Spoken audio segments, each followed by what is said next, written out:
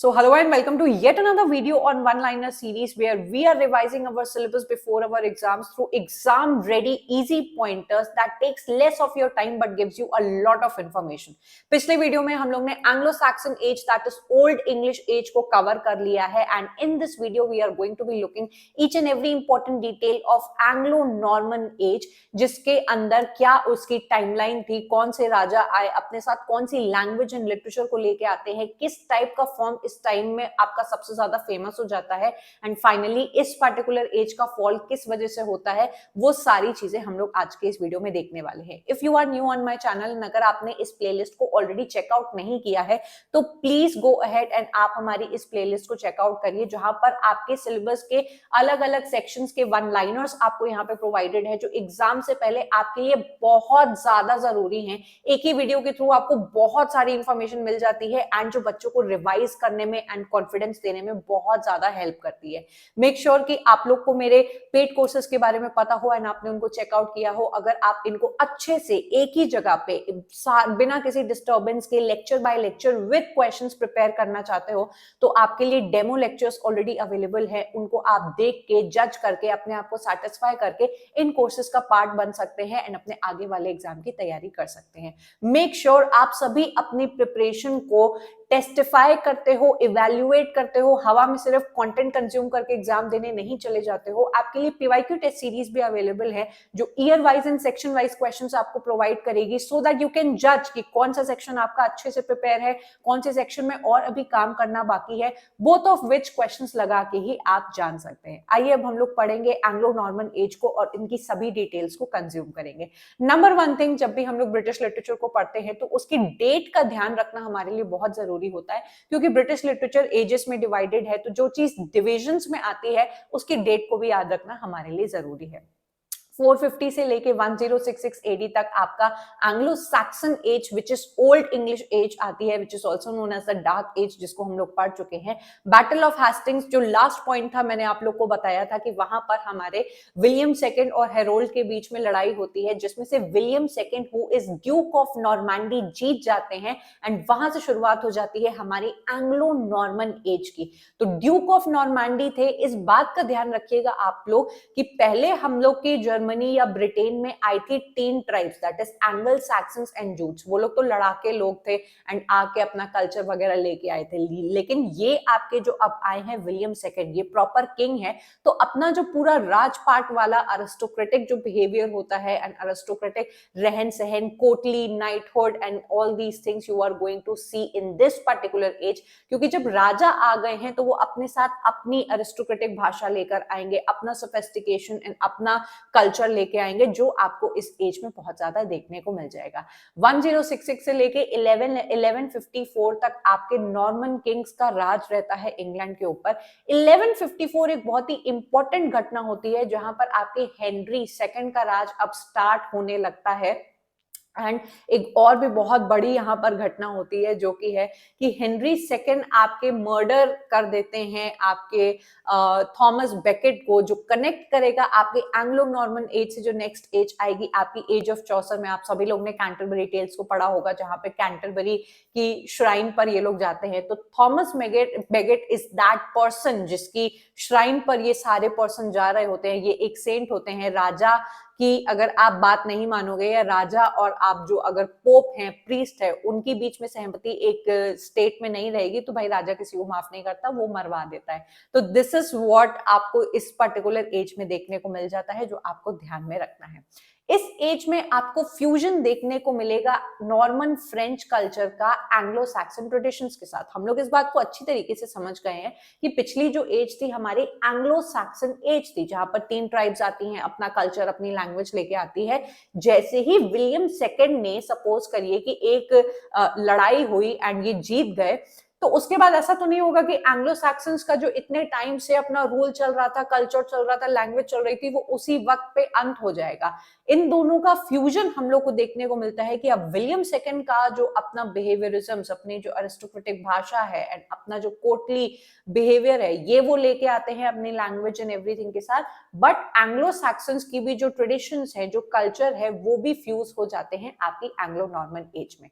इस एज में आपको डोमिनेंस देखने को मिलता है कैथोलिक चर्च का, और कैथोलिक चर्च का इन्फ्लुएंस आपको देखने को मिलता है डेली लाइफ के ऊपर भी और लिटरेचर के ऊपर भी।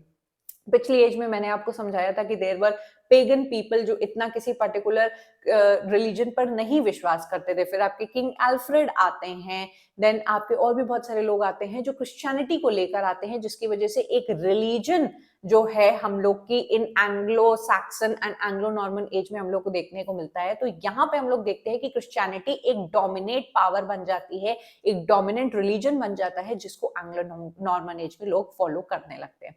फ्यूडलिज्म के बारे में मैंने पिछले वीडियो में बात की थी कि उसकी रूट्स आपकी पड़ने लगी थी, लेकिन फाइनली आपके एंग्लो नॉर्मन एज में, क्योंकि यहाँ पर किंग्स एंड क्वींस का राज था, तो राजा और प्रजा वाला जो कॉन्सेप्ट होता है, जहां पे राजा आपकी प्रजा को एक लैंड प्रोवाइड कर देता है कि भाई इसका जो क्रॉप का कल्टीवेशन है वो आपको देना पड़ेगा, एंड उसके एवज में मैं आपको in return protection and everything provide करूंगा।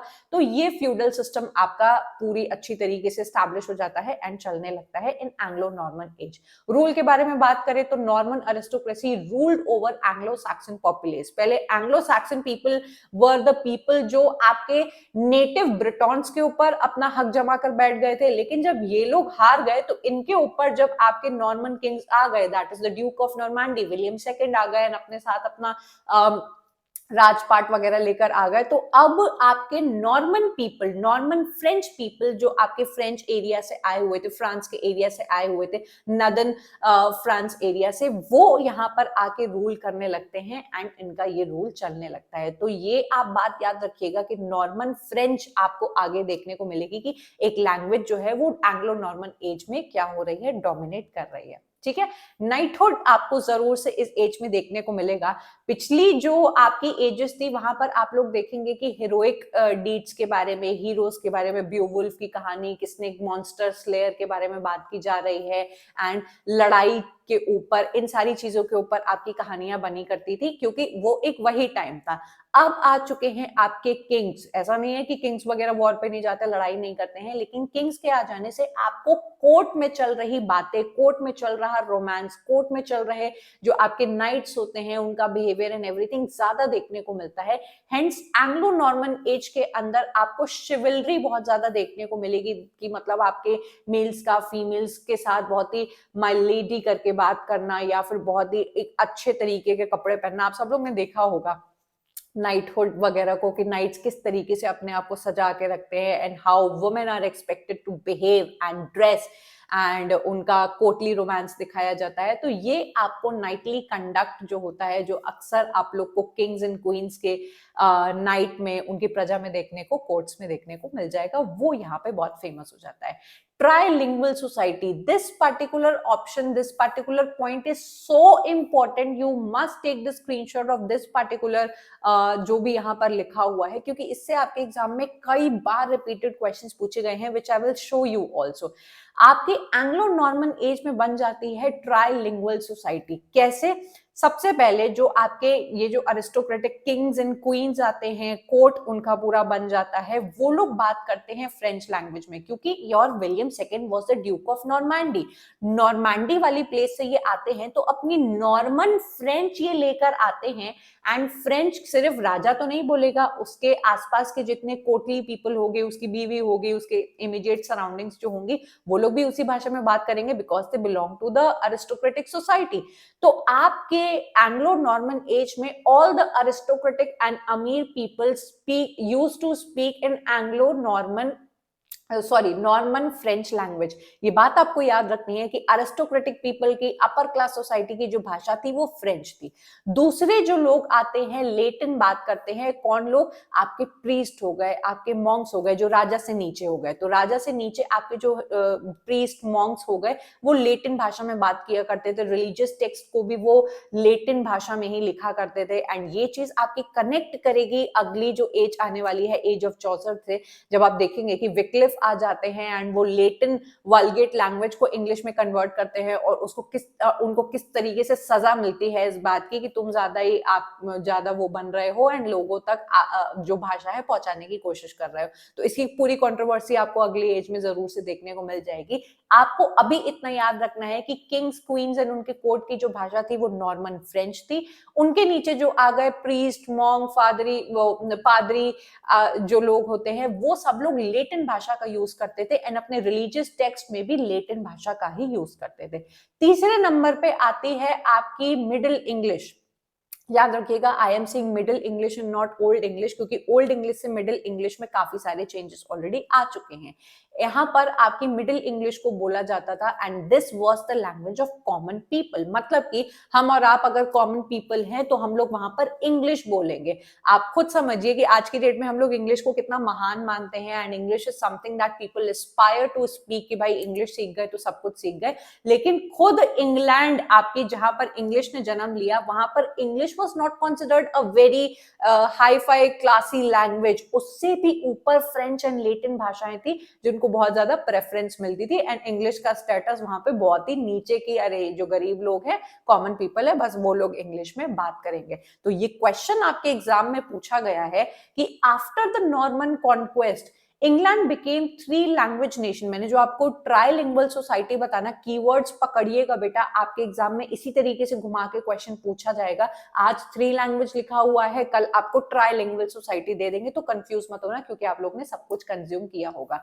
For at least 2 centuries the 3 languages were English, French and Latin. French आपकी अमीरों की भाषा हो गई, लेटिन आपकी प्रीस्ट एंड मॉन्क्स की भाषा हो गई, इंग्लिश हम जैसे कॉमन पीपल की भाषा हो गई। ठीक है, नेक्स्ट अगेन क्वेश्चन आपसे पूछा गया है, during the reign of Norman kings, it was fashionable to speak dash in upper class circles in England। आपसे पूछा गया है कि नॉर्मन कॉन्क्वेस्ट या नॉर्मन किंग्स, जब जो नॉर्मन किंग्स थे वो कौन सी भाषा का यूज करते थे? तो लेटिन मैंने आपको बताया कि आपके मॉन्क्स एंड प्रीस्ट यूज करते थे।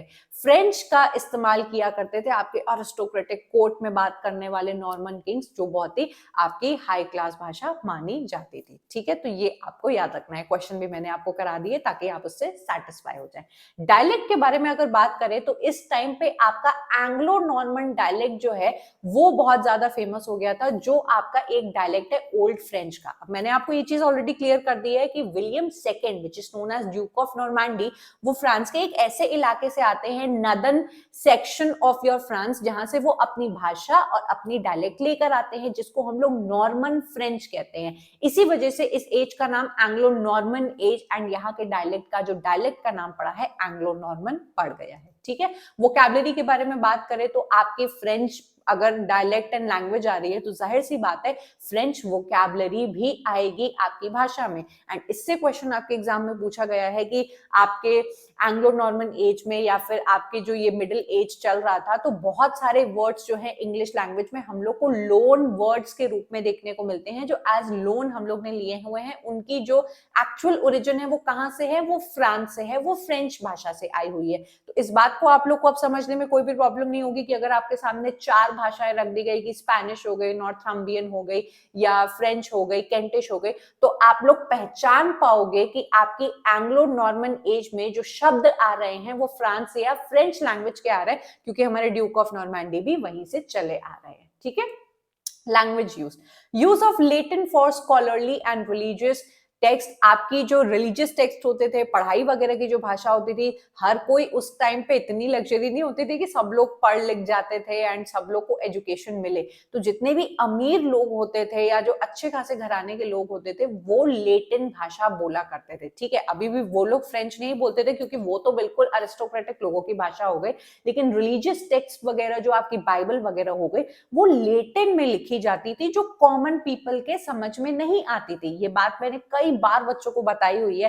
कई सारे इसके एग्जाम्पल्स वगैरह आपकी मूवीज के थ्रू हम लोग को देखने को मिलते हैं। जैसे ओ माय गॉड मूवी आई थी कि हम लोग खुद के अपने रिलीजियस टेक्स्ट जो संस्कृत में लिखे हुए हैं उसके बारे में कुछ भी नहीं जानते हैं, तभी कोई भी एक ऐसा प्रीस्ट हो गया, मॉन्क हो गया, वो भाषा के डिफरेंसेस होने की वजह से हम लोग को कुछ भी करवा के चला जाता है on the sake of your की अच्छा भगवान तुमसे ये कराना चाहता है। तो ये जो करप्शन है हम लोग को इसी एज से देखना स्टार्ट हो गया था कि कॉमन पीपल हमारे इंग्लिश में बात करते थे, उनको लेटिन भाषा की कोई जानकारी नहीं थी, एंड रिलीजियस टेक्स्ट आपके सारे लेटिन में लिखे हुए थे।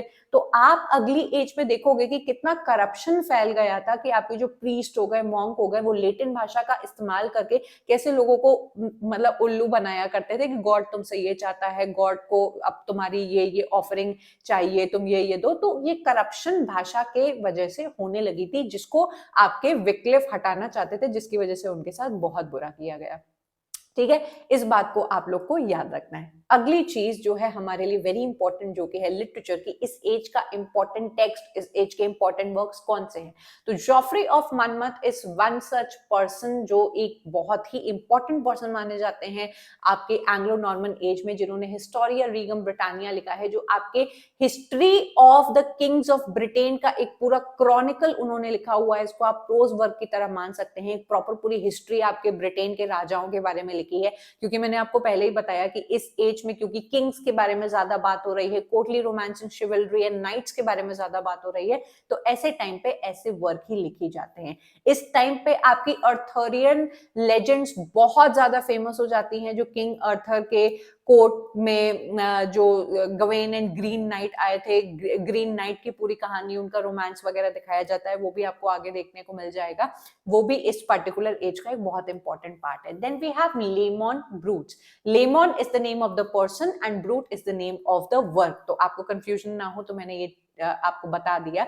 This is also considered one of the chronicles of Britain. मैं जो आपको ये वर्क बता रही हूँ, आपको जरूर से इनके बारे में, because this is a one liner video, this is not a detailed video, तो मेरा यहाँ पे काम होगा कि मैं आपको हर इंपॉर्टेंट डिटेल दूं, लेकिन आपका काम होगा कि इनसे रिलेटेड कौन से क्वेश्चंस आए हैं वो आपको जरूर से जाके लगा लेने हैं, और इनके बारे में कुछ और भी डिटेल्स आप लोग को सर्च करके और से लिखनी है। ये आपकी रिस्पॉन्सिबिलिटी होगी। ठीक है, Sir Gawain and the Green Knight के बारे में मैंने बता दिया, जो अर्थरियन लेजेंड्स के लिए बहुत ज्यादा फेमस है, और इस वर्क का इस्तेमाल किया है आगे आने वाले कई सारे राइटर्स ने। थॉमस मैलरी हो गए, देन हमारे शेक्सपियर हो गए, जिन्होंने इन ग्रीन नाइट्स का एग्जाम्पल वगैरह, जो ये कहानी है अर्थरियन लेजेंड्स की, उनका एग्जाम्पल अपने वर्क में भी लिया हुआ है। Then we have owl and the nightingale. आपकी 14th सेंचुरी आते आते एलेगोरिकल पोएम्स लिखी जाने लगी थी, जहां पर जो लिखा कुछ और होता है, लेकिन वो सिग्निफाई या लेसन आपको कुछ और देने की कोशिश करती है। So old Owl and the Nightingale is one such poetry.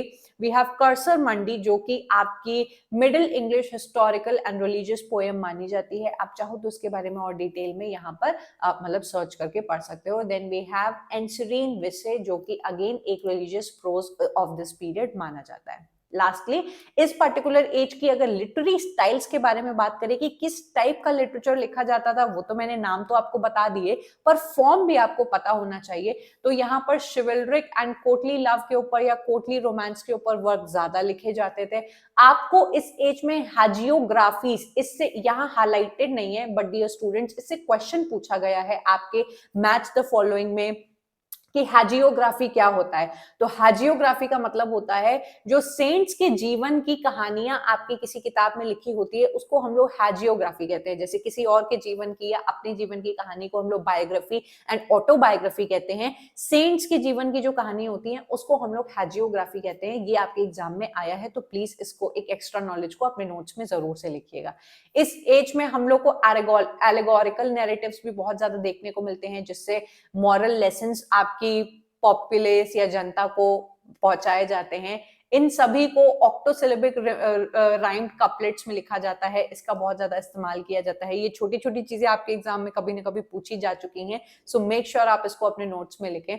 हम लोग जैसे एंग्लो सैक्सन एज में अलिटरेटिव एंड कैनिंग्स का इस्तेमाल कर रहे थे, उसका अब ट्रांजिशन हो जाता है। अब हम लोग को राइम टू पोएट्री देखने को मिलती है, जिसकी लव थीम्स होती हैं एंड कोर्टली लव के बारे में बात की जाती है। यहाँ का जो लिटरेचर हो जाता है वो मॉरल्स पे ज्यादा फोकस करने लगता है कि भाई इस पर्टिकुलर वर्क को अगर हम लोग ने पढ़ा तो इससे हम लोग को सीखने को क्या मिलता है। तो मॉरल वर्क आपके बहुत ज्यादा लिखे जाने लगे। एंड वेरियस टॉपिक्स पर आपके डायलॉग पोएम्स बनने लगे, जैसे मैंने आउल एंड द नाइटिंगेल के बारे में बात की, एंड अर्थरियन लेजेंड्स के बारे में भी बहुत ज्यादा बात की जाती थी। तो मेक श्योर कि आपने इनके क्वेश्चंस लगाए हों। It is not just enough कि आपको बस किसी ने पॉइंटर्स दे दिए, आपने पढ़ लिया, आप एग्जाम देने चले गए। आपको एंग्लो नॉर्मन एज के सभी क्वेश्चंस को लगा के अपने आप को पूरी तरीके से प्रिपेयर करना है। आपको सेक्शन वाइज क्वेश्चंस में ये ऑप्शन मिल जाएगा कि ब्रिटिश लिटरेचर को क्लिक करके आप सेक्शन वाइज उनके एज वाइज क्वेश्चंस लगा सकते हो। I am not saying writer wise, age wise आप क्वेश्चंस लगा सकते हो, ताकि आप जज कर पाओ कि आज अगर आपने एंग्लो नॉर्मन एज को पढ़ा या कल आप किसी और एज को पढ़ोगे तो उससे सारे क्वेश्चंस आपके बन रहे हैं या नहीं, एंड आपकी तैयारी अच्छी है या नहीं। मेक श्योर कि आप लोग जरूर से क्वेश्चंस को चेकआउट करें। इसको लगाने से आपको बहुत कॉन्फिडेंस मिलेगा अपने एग्जाम से पहले। मेरे कोर्सेज को चेकआउट करिएगा। आज का वीडियो कैसा लगा मुझे जरूर से बताइएगा।